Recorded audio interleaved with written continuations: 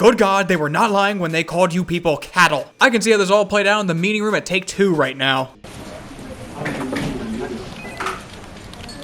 Alright boys, how do our pre-sales for GTA 6 look? Well, sir, we've made enough money in pre-orders to make all the money back we spent making this game. Do we have an exact number? Enough that we don't have to publicly disclose it. Beautiful, these dumbasses bought it up before we had to show any gameplay. It's like they forgot the story and lesson of Dead Island's marketing. We also have fanboys ferociously defending our decisions online, so we don't have to make any public statements about it whatsoever. That's what I wanna see. Sir, we do have one problem. Our audience is currently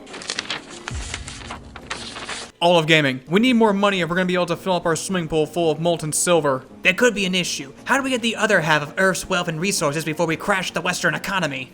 How about we have a special event showing off gameplay in late August so people would have had 2 months to pre-order before any raw but controlled gameplay was shown. We can show off any gameplay we want. Critics won't be able to say we haven't shown anything and they'll have to get off our dick about it. But, and here's the catch, we lock it behind a Netflix subscription so the general audience will watch it and be convinced to buy it. We don't even have to worry about the fanboys. They'll get a subscription just so they can watch a glorified advertisement. They'll pay anything no matter what. Sure, we'll put the full thing out on YouTube a few hours afterwards, but these people were willing to pay $100 for a download code without seeing a single frame of gameplay. They'll buy anything we sell them as long as it has Rockstar's name on it. Wonderful. Johnson, you're coming to my son's bar mitzvah. I have a good feeling he can learn a lot about financial opportunities from you. Now, if you excuse me, I have an interview to give so people will stop demanding ownership since everything will be an online subscription in 3 years. It's not like Google Stadia in the 2010s or OnLive in the 2000s failed for a good reason. I'm sure there'll be no outrage about any of these decisions, and if there is, screw them. We already have their money. You think I'm joking, but that's exactly how it went down. I was there. I was the table. They never suspected a thing. After 2 months of bitching and complaining, GTA 6 is finally expected to show off raw gameplay later this month. But it's never that easy. Rockstar and Take-Two just need a little more of your hard-earned dollars because the publisher of NBA 2K needs some extra gas money for the super yacht. They've announced a Netflix special event where they're going to have an extended look at the gameplay of GTA 6. And by going off how much they've shown in the previous trailers, I think we can expect to see a good 27.42 seconds of raw gameplay. I could be wrong. That's a lot of gameplay for an extended look. Bring that down to 18.67 seconds just to be safe. When this news hit the internet, Rockstar fanboys went crazy at the prospect of finally seeing gameplay after they've already pre-ordered the $100 version 2 months prior, while the rest of the gaming audience looked on in horror as they slowly come to the realization that their hobby is about to be fully taken over by corpo shills and normies who will eat up anything you put in front of them or die a brutal and bloody death from a once great series and developer. Personally, I'm turgid at the prospect of this event and Rockstar's brazen brass ball commitment to fucking you over. I'm not joking, I'm genuinely impressed. It takes a lot of confidence to piss in the cornflakes of your entire audience and still have them beg for more. Sure, people are complaining online about this entire Netflix drama, but that doesn't matter to Rockstar or Take-Two. You're not the target audience anymore. The normies are. You think we forgot what Rockstar did to GTA 5 modders on PC all those years ago and banned accounts for making and using mods? You think they won't do the same once this game comes to PC? I wouldn't be surprised if it takes them longer to port this game to PC. It took 19 months for GTA 5 to get its PC port, and RDR2 got one in 13 months. But with this game, I would expect them to make it a Rockstar launcher exclusive for the first year, then Steam and Epic get it so they don't have to share any of the first year revenue with them. It's their own storefront. They don't have to put it on sale, and it's the only place you can get it on that platform. Remember, 1.5 billion. I'm not even jealous I can't play it on PC. I live by the code of Monkey Island. Never pay more than $20 for a computer game. And if we account for inflation, $20 in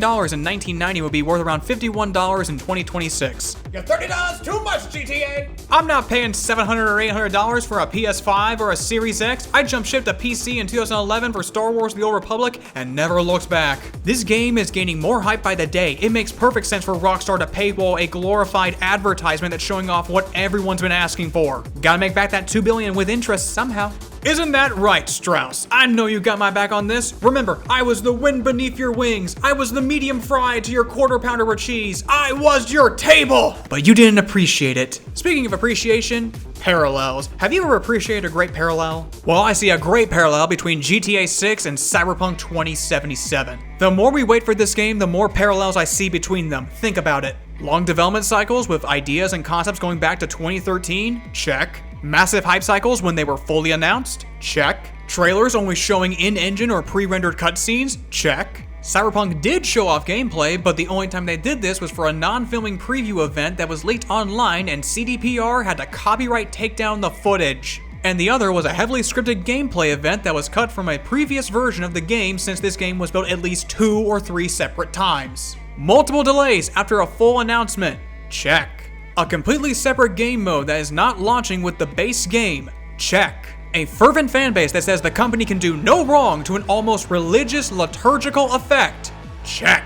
All we're missing at this point is no gameplay being shown in publisher-trusted reviewers like IGN and the celebrity endorsement. This game is truly the second coming! Because it's gonna take another Cyberpunk launch for you people to realize you can't trust these companies. And we all know how that story ended. The difference between GTA 6 and Cyberpunk is that Cyberpunk intended to be a hardcore RPG. Don't think I forgot about the original character creation sheet you showed off before 2020 CDPR. What happened to starting out with no augmentations or 10% augmentations? Oh wait, we need to shoehorn Keanu Reeves into the story, and because we're a bunch of hacks, we're gonna make sure you always start out with cybernetics, otherwise this story can't happen. But the less said about this game, the better. What's the intentions of GTA 6 besides the obvious wallet rape they're gonna do to you once GTA Online 2 launches? You don't have the original creators, you don't have the original writers, and I'm willing to guess you let go of most of the people who made GTA 5 and RDR2. But this time, there won't be any second chances. You burned those bridges with how much of this game you hid, and how much you bent gamers over the love seat and made them spell run. There won't be any shitty anime to save this incoming nuclear bomb. There won't be a massive 2.0 update that fixes this mess. There won't even be a bog standard apology image the company puts out on Twitter after the game launches in a horrendous state. All Rockstar and Take-Two have to do is launch GTA Online 2 with the GTA Plus subscription and rake in the cash from normies who buy 1 or 2 games a year but will always get GTA because it's the biggest name in gaming to the general audience. They genuinely might be a case of too big to fail, but I caution you, so was Nintendo during the Wii era. And what happened to them after they launched their next console? Speaking of Nintendo, how are they doing right now? I know Metroid Prime 4 sucked, but how's Pokemon doing after Scarlet and Violet?